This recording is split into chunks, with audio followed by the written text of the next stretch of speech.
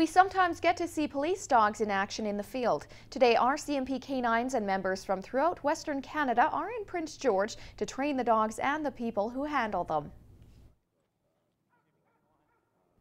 They've come from as far as Manitoba and as near as the Prince George detachment. Some members have come to train young dogs. And some experienced dogs have come to train young officers who want to be handlers. Nothing like working with your pretty much your best friend. So coming out here working with dogs and training them to do what needs to be done and being a big part in the criminal element in policing.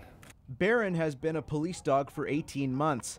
He's the second dog of handler Corporal Colin Warwick.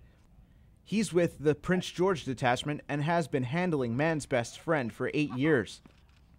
Warwick organized the training session, inviting the 30 officers and 20 canines to Prince George.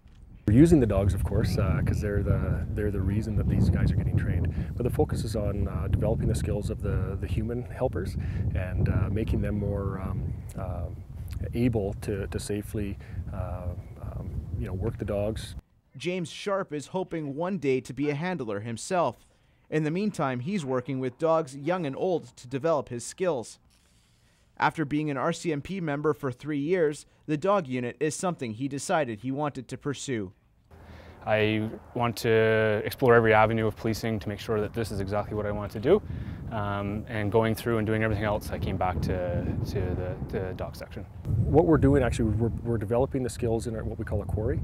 So these are members of the RCMP that are trying to become dog handlers, and they're in the early stages of that. We've got individuals that have been out with us for a couple of weeks and have shown interest in our program, and there's several guys that have 4 or 5 years worth of experience.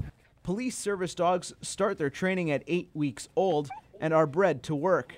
The dogs can work from anywhere to 8 to 10 years old before their retirement. Zamir Karim, CKPG News.